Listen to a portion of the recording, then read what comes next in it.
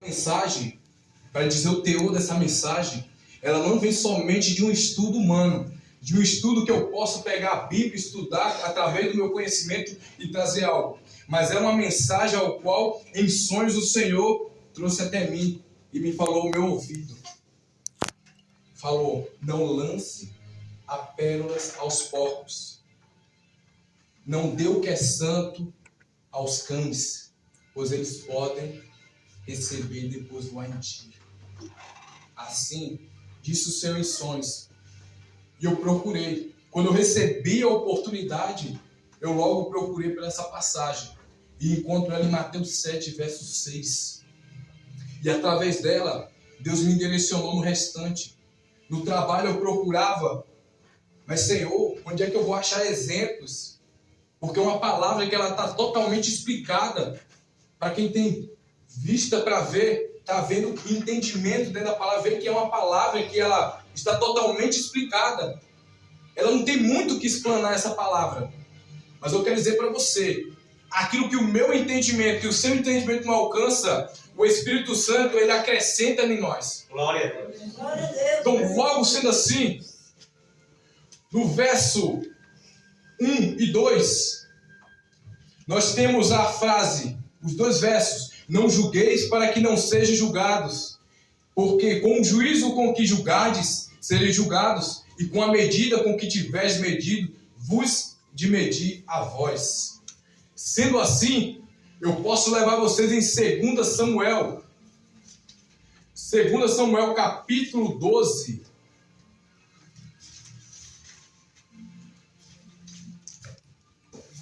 Segundo Samuel, capítulo 12, verso do 1 ao 7, parte A.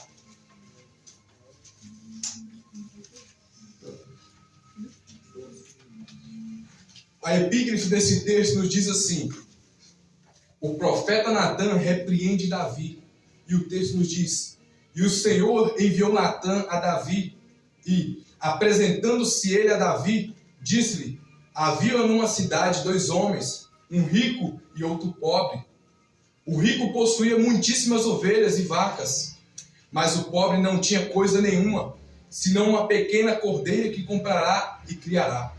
E ela tinha crescido com ele e com seus filhos, do seu bocado comia e do seu copo bebia, e dormia em seu regaço, e a tinha como filha. E, vindo um viajante visitar o homem rico, deixou este de tomar das suas ovelhas e das suas vacas, para servir para o viajante que viera a ele. E tomou a cordeira do homem pobre e a preparou para o homem que viera a ele. Então o furor de Davi se acendeu em grande maneira contra aquele homem, e disse a Natã: vive o Senhor, que digno de morte é o homem que fez isso. E pela cordeira tornará a dar o quadruplicado, porque fez tal coisa e porque não se compadeceu. Então disse Natã a Davi: tu és este homem.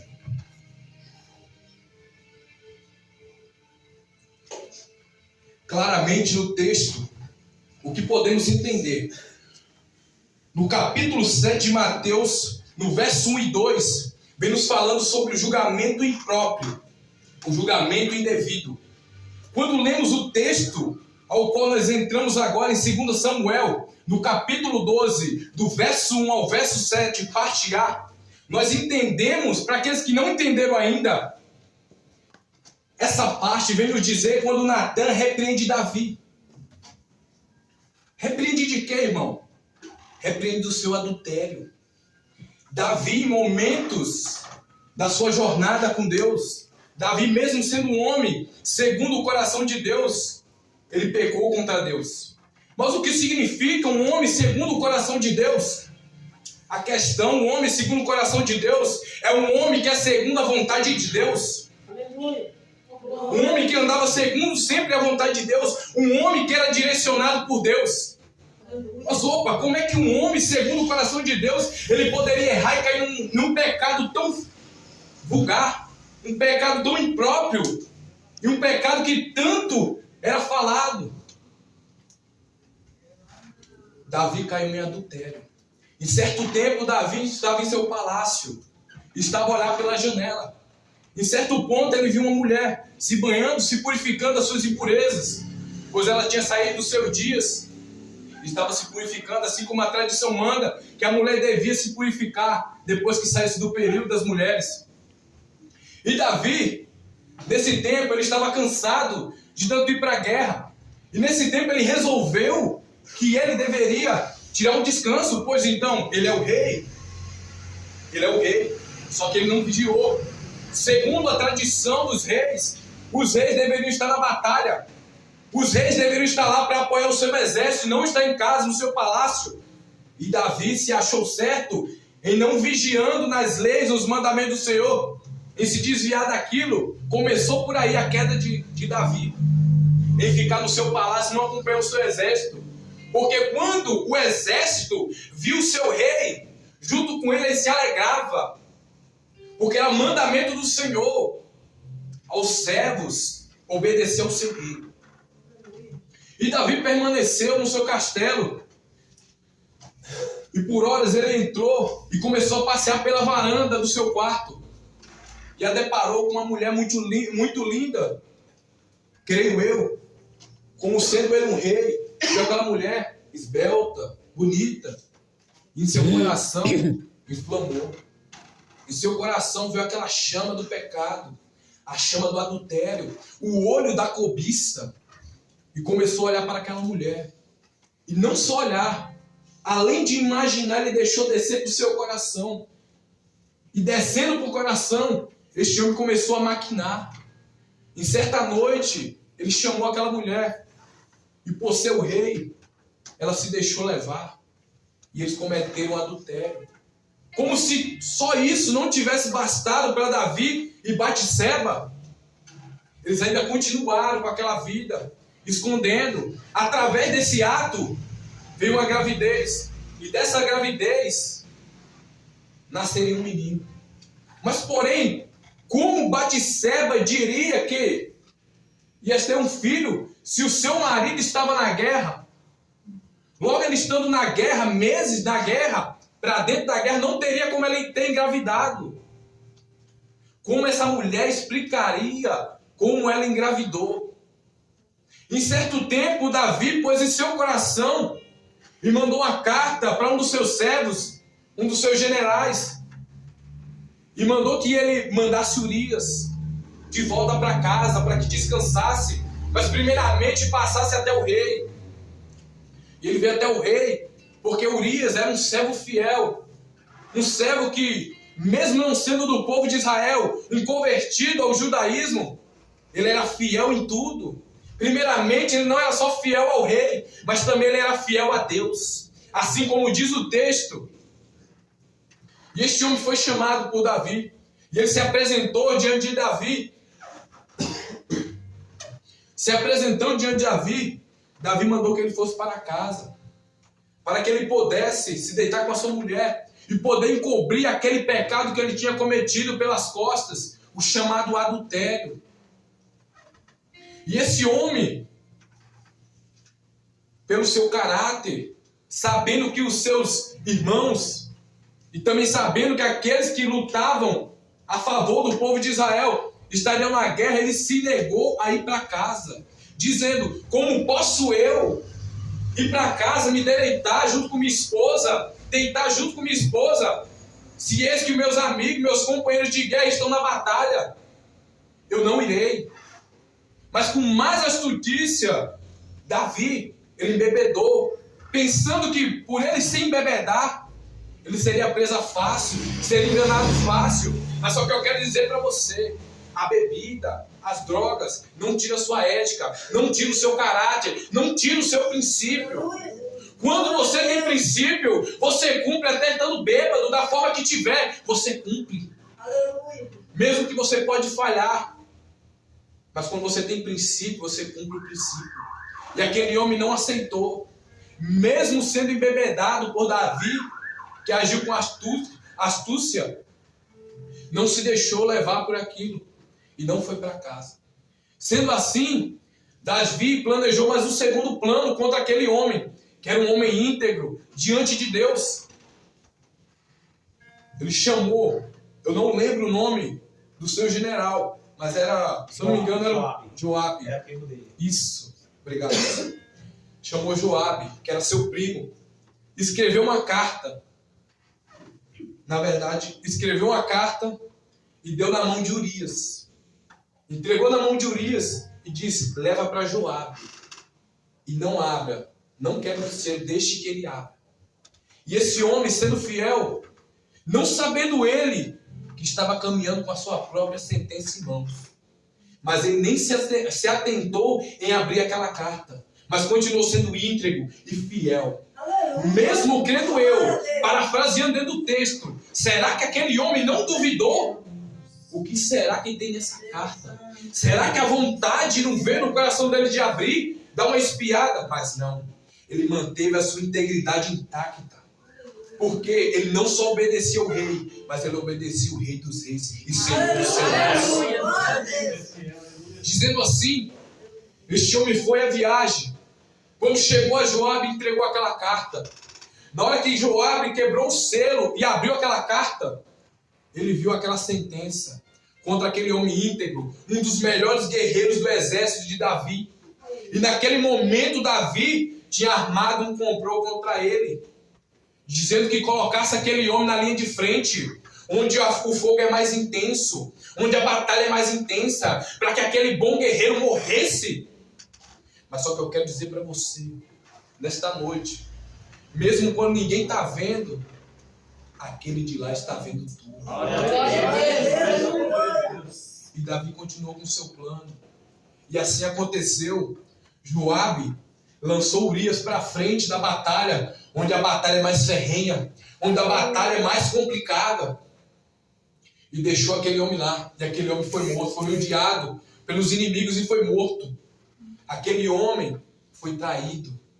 Não somente ser traído em forma de adultério pela sua esposa e pelo seu próprio rei, mas ser traído em ser deixado para trás. Enquanto aquele homem batalhava com todas as suas forças, com toda a sua integridade, dizendo em seu coração: eu defenderei a minha bandeira, eu defenderei o meu rei, eu defenderei o povo do meu Senhor. Aquele homem foi deixado para trás covardemente. Deixaram ele na frente e recuaram. E os inimigos cercaram aquele homem e o mataram. Mas só que isso ficou gravado. Aquilo ficou gravado. E Deus estava vendo tudo. O que Davi tinha planejado. Primeiro, Deus viu o adultério de Davi. Depois, Deus viu o homicídio de Davi e a traição de Davi contra o seu melhor servo e íntegro que ele tinha diante dele. Sendo assim, o Senhor, vendo todas essas coisas, o Senhor se indignou. O Senhor se indignou com essa situação que Davi tinha feito, sendo ele o rei, aquele que é segundo o coração de Deus, fazendo todas aquelas atrocidades que ele fez. E o Senhor, pois, se chegou a Natã, ao profeta Natã, e disse para ele tudo aquilo que Davi tinha feito, toda a sua transgressão diante do Senhor. Em certo ponto, Natã foi até Davi e chegou até ele e falou uma parábola.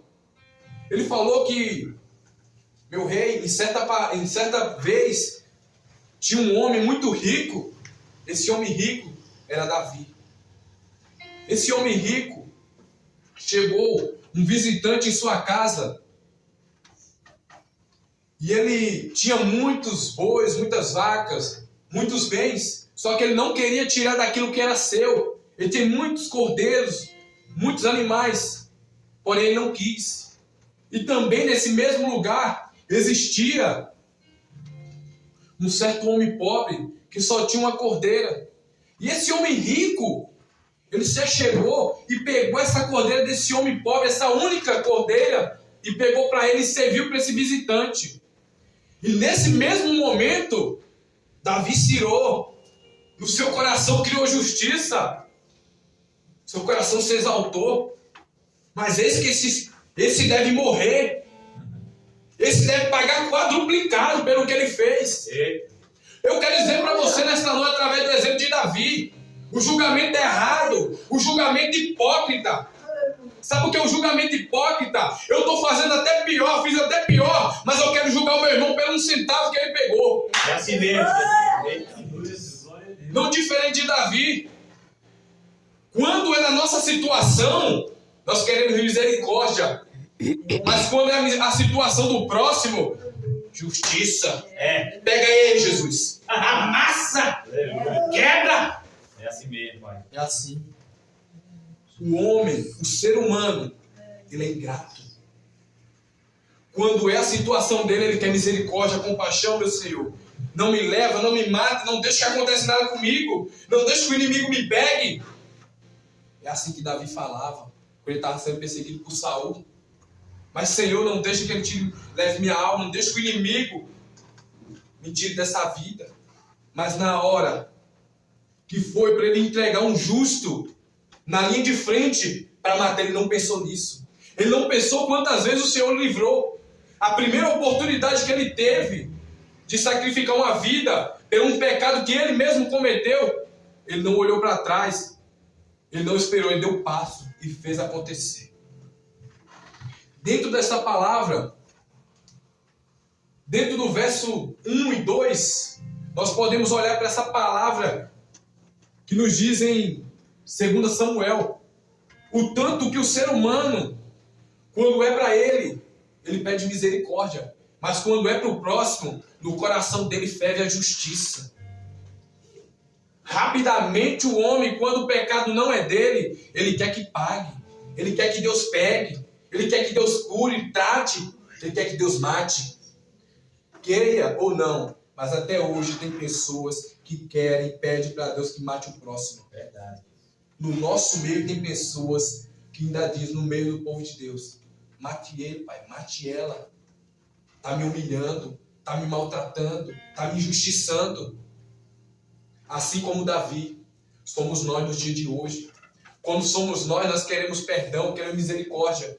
Mas quando chega a nossa vez de agir de misericórdia, nós queremos agir com justiça.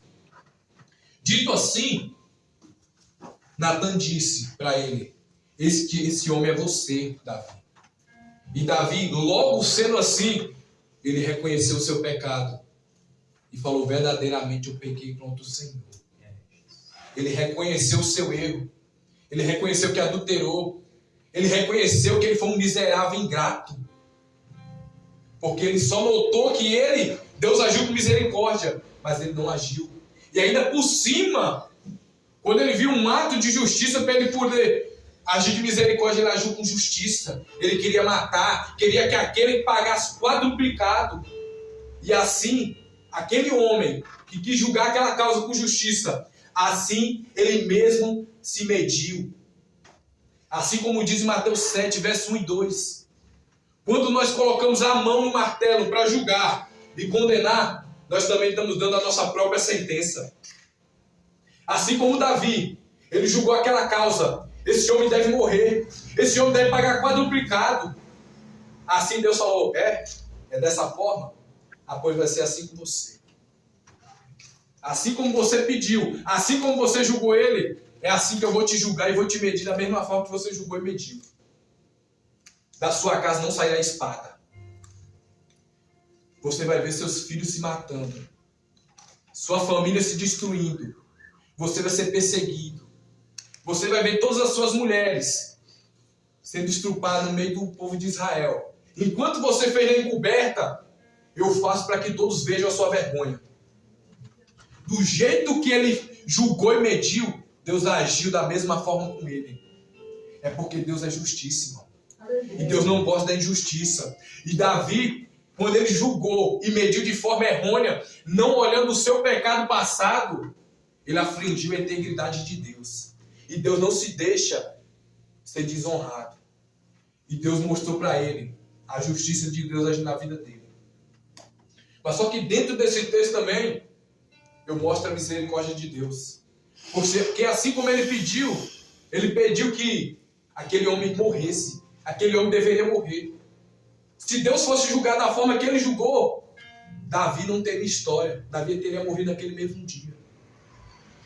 Mas por sendo ele ungido de Deus, Deus poupou a sua vida. É, Jesus. Dentro desses dois versos, eu encontro a história de Davi e do seu adultério com Batseba.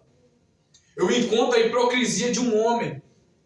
Dentro desses dois versos, eu posso levar lá na história de Davi e te comprovar que o homem, da forma que ele julga e da forma que ele mede, assim também ele será julgado e medido. É, Jesus. Então, quando você for julgar e medir a causa de alguém, preste muita atenção, porque você pode estar se julgando e se medindo a si próprio.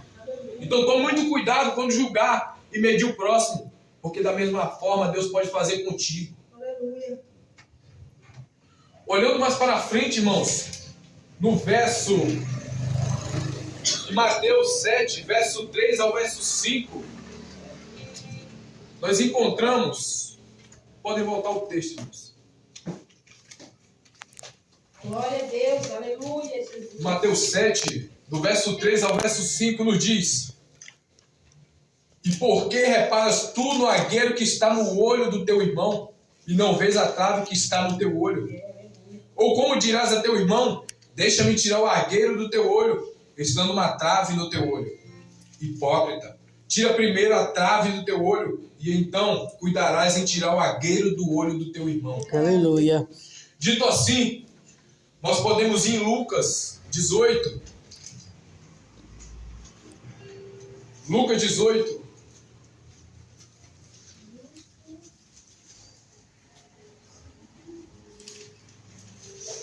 Pode dar glória, viu, irmãos? Glória a Deus. Glória a Deus. Glória a Deus, irmãos. Glória a Deus. Lucas, capítulo de número 18, do verso 9 ao verso 14. Creio que esta palavra todos conhecem. O fariseu e o publicano. E disse também esta parábola a uns que confiavam em si mesmos, crendo que eram justos e desprezavam os outros. 2 homens subiram ao templo para orar, um fariseu e o outro publicano.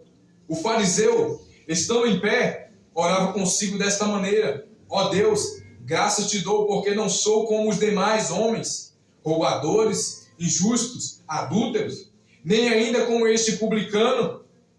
Jejuo 2 vezes na semana e dou dízimos e tudo quanto possuo. O publicano, porém, estando em pé, de longe, nem ainda queria levantar os olhos ao céu, mas batia no peito, dizendo: ó Deus, tem misericórdia de mim, pecador. Digo-vos que este desceu justificado para a sua casa, e não aquele, porque qualquer que a si mesmo se exalta, será humilhado, e qualquer que a si mesmo se humilha, será exaltado. Aleluia.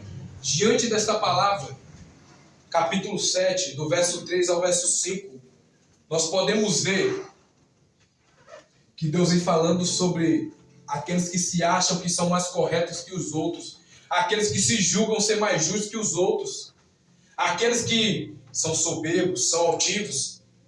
Eu sou apóstolo, eu sou profeta, eu sou melhor do que você, eu estou aqui, você está embaixo. É assim, irmãos. A hipocrisia está em todo lado. A hipocrisia está no nosso meio. Quando eu olho para esse texto, eu olho o tanto que Deus é maravilhoso. E como é que Ele olha. Deus não olha pela aparência. Se fosse eu e você naquela época, em que aquele fariseu estava falando, nós daríamos crédito às palavras dele. Se eu falar uma hipocrisia aqui, vocês não vão saber. Mas o meu Deus e o seu Deus, Ele vai saber. Aleluia. Glória a Deus.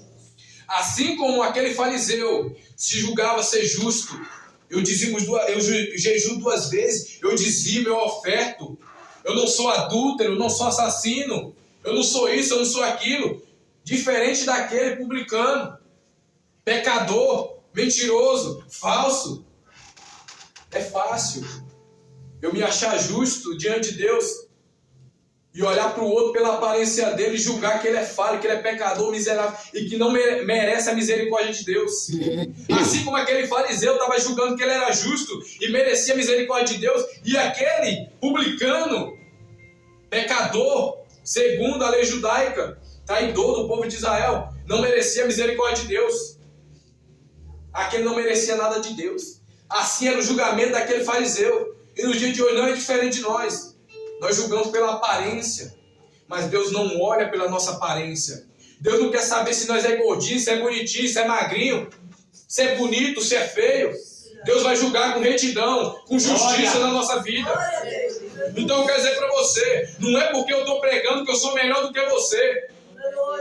Não é porque você fala em línguas, não é porque você roda no fogo do Espírito Santo, não é porque você entra no mistério que você é melhor do que eu, que estou sentado ouvindo. Não é porque você está pregando que você é melhor do que eu que estou sentado ouvindo. Se eu estou ouvindo é porque eu quero aprender. Se eu estou do joelho dobrado é porque eu estou no pecado, não. É porque eu estou buscando santidade com Deus e aproximação com Deus. Glória a Deus! Glória! Santo é o nome do Senhor. Então não julgue seu irmão que está de joelho, não. Você está de joelho não é porque ele é pecador, não. Porque você também é pecador. Não é porque você está aqui sentado que você é mais justo do que ele, não. Se ele está aí é porque ele está aprendendo, chegou o tempo dele. Mas chegará também o tempo dele, aleluia, de chegar aqui e ministrar uma palavra poderosa. Uma palavra que vai entrar no meu coração e no seu coração. Se ele está de joelho aqui fora, é porque ele está buscando santidade. Glória a Deus. Ele não quer subir aqui em cima de qualquer jeito. Em nome de Jesus. Ele quer subir quando estiver preparado. Porque ele não quer falar baboseira, ele quer falar a palavra reta. A palavra verdadeira de Deus. Não faça como um fariseu. Não se ache justo diante dos outros. Não aponte o erro do seu próximo. Mas olhe para si e haja com misericórdia com o seu próximo quando ele cair. É o que a palavra nos diz.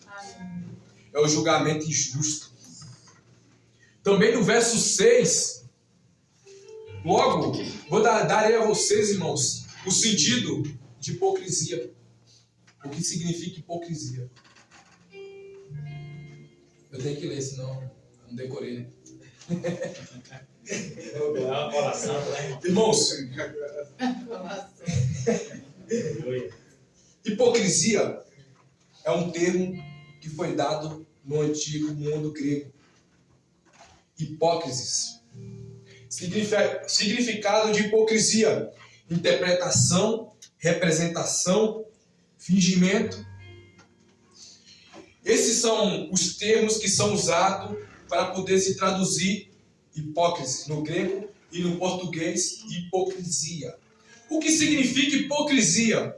Hipocrisia, para aqueles que ainda não leram e não entenderam, o que significa hipocrisia?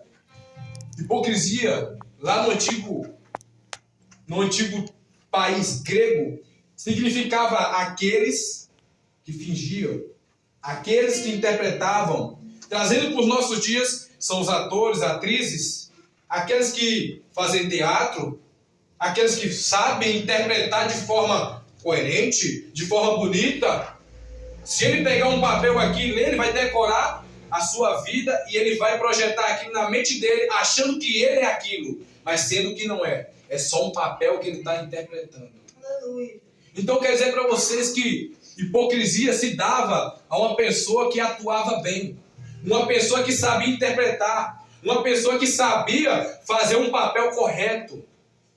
Esse primeiro termo, hipócrisis, no grego foi dado àqueles que sabiam interpretar de forma coerente e exata. Pessoas que eram dadas ao conhecimento. Mas os termos de hoje, no conceito atual, o que significa hipocrisia? Hipocrisia significa engano. Hipocrisia significa mentira. Logo, sendo no tempo antigo, eram pessoas que atuavam bem, que sabiam interpretar de forma correta, sabiam demonstrar sentimentos falsos. Mas no dia de hoje, a hipocrisia é a pessoa que mente, é a pessoa que é enganosa. Quer exemplos? Pega Gideões inteiro, marra no saco, que você vai ter hipocrisia. Pessoas pregando que não cobra para pregar pelo evangelho, mas está cobrando. Hipócritas. Facção. Eles falavam tanto do povo católico, dos apostólicos romanos, que eram hipócritas, idólatras. Mas só que a geração de hoje, a igreja evangélica de hoje, a igreja que foi tirada daquela própria igreja, nos dias de hoje está fazendo pior do que até aquela. Estão cobrando pelaquilo que eles não pagaram. Estão cobrando pelaquilo que eles receberam. Jesus, aleluia. Dizem em pregações eloquentes, com boas oratórias, eu não cobro. Estão estrupando a igreja. Estão usurpando. Mas é o primeiro a fazer aquilo que está falando. Então, dito assim, é enganador, é mentiroso. Sendo assim, é um hipócrita. Dizendo o que não é, falando o que não é, querendo ser o que não é. Assim acontece no nosso meio. Não é mentira, não é conto de fada, mas é uma realidade que acontece no nosso meio. Pessoas se dizendo que é santa, mas é cão, é porco. Pessoas que não têm respeito pelas coisas de Deus. Aceitam o que é de Deus de qualquer forma. Quer pregar o evangelho? Prega cobrando. Quer fazer uma oração? Se gloriando. Isso é hipocrisia. Isso é hipocrisia. Hipocrisia não é somente mentir e enganar, não. É atuar. Dizer que é uma coisa, mas por detrás dos bastidores é outra. E Deus condena. Deus condena essa atitude. Mateus 6. Em Mateus 6 nós podemos ir em 1 Samuel. 1 Samuel, capítulo 15, verso 1, 3, 8 a 9 e 15, 19 ao 21.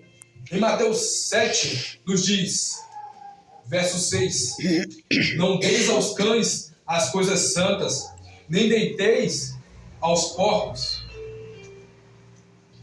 Nem deiteis aos porcos as vossas pérolas. Não aconteça que estes as pisem e aqueles, voltando-se, vos despedacem. Em 1 Samuel, vão até o texto, irmãos. Acompanhe-me, por favor.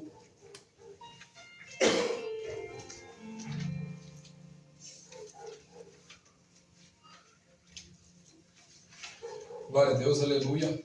1 Samuel, capítulo 15. Verso de número 1. Verso de número 1 nos diz: então disse Samuel a Saul: enviou-me o Senhor a ungir-te rei sobre o teu povo, sobre Israel. Ouve, pois, agora a voz das palavras do Senhor. No verso 3: vai, pois, agora e fere a Amaleque e destrói totalmente a tudo o que tiver. Não lhe perdoes, porém matarás desde o homem até a mulher, desde os meninos até os de peito, desde os bois até as ovelhas, e desde os camelos até os jumentos. Agora vamos para o verso 8 e verso 9. E tomou vivo a Agag, rei dos Amalequitas, porém a todo o povo destruiu ao fio da espada. E Saul e o povo pouparam a Agag, e também o melhor das ovelhas e das vacas, dos camelos, jumentos, cordeiros e do melhor que havia. Não os quiseram destruir totalmente, porém a toda coisa vil e desprezível destruíram totalmente. Vamos também ao verso 19 e ao verso 21. Porque, pois, não deste ouvidos à voz do Senhor, antes te lançaste ao despojo e fizeste o que parecia mal aos olhos do Senhor. Então disse Saul a Samuel: antes dei ouvidos à voz do Senhor e caminhei no caminho pelo qual o Senhor me enviou, e trouxe a Agag, rei de Amaleque, mas os amalequitas destruí totalmente. Mas o povo tomou o despojo, ovelhas e vacas, o melhor do que estava condenado, para oferecer ao Senhor teu Deus em Gilgal. Dito assim, irmãos, quem lembra aqui de Saul? Vocês lembram que Saul, antes do povo de Israel, o rei do povo de Israel era Deus. Quem direcionava o povo de Israel era Deus. Mas só que o povo de Israel, por olhar e invejar os povos daquela época, que teriam seus reis para o defenderem, se alegrou em levantar um rei para si próprio. Um rei segundo, dito a palavra, um rei segundo a vontade humana, segundo o braço humano. Um rei que falharia contra eles. Um rei que falharia contra os mandamentos de Deus e estatutos do Senhor. E esse povo escolheu a Saul como rei seu. Não sabendo eles que triste seria o reinado desse homem. A princípio seria um reinado de braço de ferro, homem corajoso, homem viril. Mas que ao decorrer do tempo, este homem se mostraria um covarde. Um covarde não somente com o povo de Israel, mas também um covarde em não assumir as suas broncas, não assumir os seus devidos papéis como rei. Um covarde em não obedecer os mandamentos de Deus, em não cumprir a palavra de Deus. Um covarde por não ser homem, a fazer aquilo que lhe devia a ser feito. Dito assim, logo posso dizer, dentro desse texto, lembrando de Mateus 7, verso 6, não dê pérola aos porcos. Não dê as coisas santas aos cães.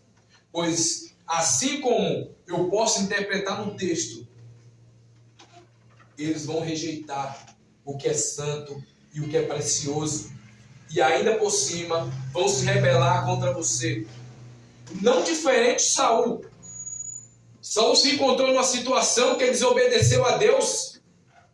E ele quis, através de hipocrisia, de engano, de mentira, ele quis atuar como um rei bonzinho, aquele que fazia a vontade de Deus, sendo que ele não tinha feito a vontade de Deus, porque ele se alegrou nos despojos.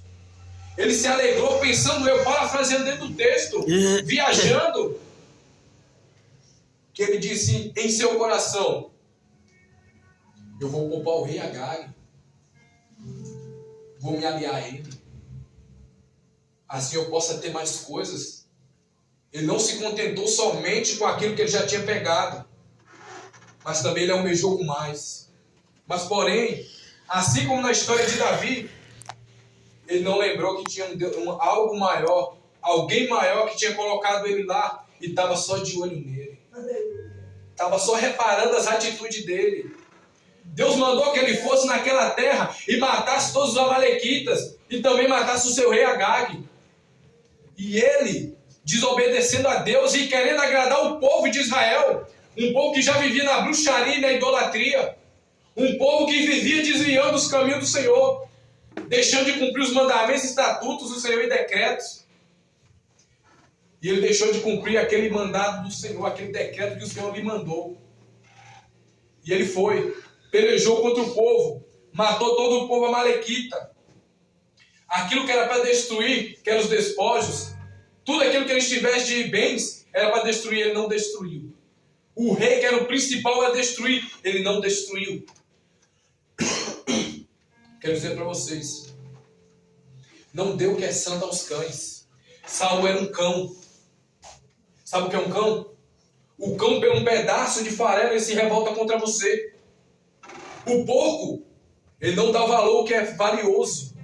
Se você jogar uma pérola ao porco, ele não sabe o que é o valor daquilo. E sabe qual é essa pérola? Essa pérola é o reino dos céus. Essa pérola é o mandamento do Senhor. Essa pérola é a presença de Deus que muitos rejeitam. Quando eu e você rejeita os mandamentos do Senhor, a vontade do Senhor, nós nos tornamos porcos. Porque estamos rejeitando aquilo que é precioso, aquilo que é valioso. E quando nos tornamos cães, quando recebemos algo para fazer e não fazemos, e mesmo assim nos revoltamos contra aquele que nos ordenou a fazer, assim nos tornamos cães ingratos. Assim é no dia de hoje. Recebemos o perdão, mas não queremos perdoar. Somos mentirosos, mas não queremos perdoar a mentira do outro. Isso é hipocrisia, irmãos. Isso é hipocrisia. É viver de aparência. Eu só ando bonitinho aqui dentro. Eu só trato bem aqui dentro. Assim como o pastor falou no começo. Quando está aqui, está com a capa. Quando sai, vai sem a capa. Irmãos. Essa é a hipocrisia. Ela existe e é verdadeira. E se nós não tomarmos cuidado, a hipocrisia nos cega. A hipocrisia de achar que a nossa religião é a mais certa. Achar que nós somos melhores que o outro. A hipocrisia de achar porque eu estou aqui em cima, eu sou melhor. E depois que eu estou aqui em cima, eu paro de obedecer os decretos e mandamentos e estatutos do Senhor. Assim como Saul, não desobedeça os mandamentos do Senhor. Se o Senhor mandou você orar, ore. Mesmo que aquela pessoa te maltratou, ore por ela, perdoe. Não deixe que a mágoa venha ao seu coração. Não faça como Saul, não seja hipócrita. Errou, e quando está na frente dos outros, mostra que nunca errou. Quer ser justo, sendo que Deus está vendo todas as coisas. Deus quer falar no secreto de nós. Deus não aceita a hipocrisia. Deus preparou essa noite somente para falar de hipocrisia. Viver de aparência, viver de qualquer forma. Sabe o que é viver de qualquer forma? É quando você está dentro da igreja, mas você não está vivendo uma vida em espírito e em verdade. É uma vida de aparência. Você é só religioso. Você não é cristão. Você não é servo de Deus. Mas você é um hipócrita. Porque você não vive a verdade. Você não vive em espírito. Sendo assim, eu quero poder falar da vontade do Espírito Santo. Que a vontade do Espírito Santo é nos encher. Para que nós transborde como um vaso na mão dele. Deus não quer te ver só sentado, dando glória, aleluia, não. Deus quer te usar muito mais do que aí. Então nessa noite, Ele quer tirar a hipocrisia de você e te trazer à tona. Será que tu não percebe que tu está apagado, está vivendo a hipocrisia? Sai para fora. O Espírito Santo está te chamando. Ele quer te batizar. Ele quer te transformar. Sabe quando é que a hipocrisia sai do homem? Quando ele começa a viver em espírito, guiado pelo Espírito Santo. Quer saber quando a mentira sai do homem, a hipocrisia? Quando ele vive a palavra. Glória a Deus. Quando ele vive direcionado pela palavra. E ele vive pelo Espírito, pela direção do Espírito. Ele sai da hipocrisia. Ele sai do engano de si mesmo. Ele sai das mentiras. Então nessa noite, olhe para ti, olhe para dentro e se analise. Eu vou me analisar. Senhor, eu estou sendo hipócrita na sua casa? Será que até hoje, no dia de hoje, eu ainda não recebi o seu Espírito Santo? Até quando eu vou ficar sem o seu Espírito? Quando eu comecei, quando eu me converti, as igrejas pregavam sobre o batismo do Espírito Santo. Elas pregavam que sem o Espírito Santo você não pode fazer nada. Você não é nada. Você não sobe. Você não é remido. No dia de hoje, nós estamos encontrando os crentes frios, que não sabem o que é a presença do Espírito Santo.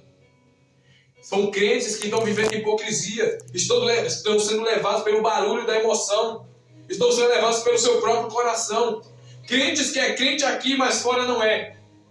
São crentes que não são batizados no Espírito Santo. Sabe por que Saul estava fazendo todas essas atrocidades? É porque o Espírito Santo já tinha saído dele. O homem, quando ele começa a pecar sem precedentes, é porque o Espírito Santo já não habita mais nele. Quando não tem um arrependimento genuíno, é porque o Espírito Santo não está nessa pessoa. Quando essa pessoa só vive vivendo para a vontade da carne, é porque ela não tem o Espírito Santo para combater contra a carne. Então, nesta noite, eu quero enfatizar: busque a presença do Espírito Santo.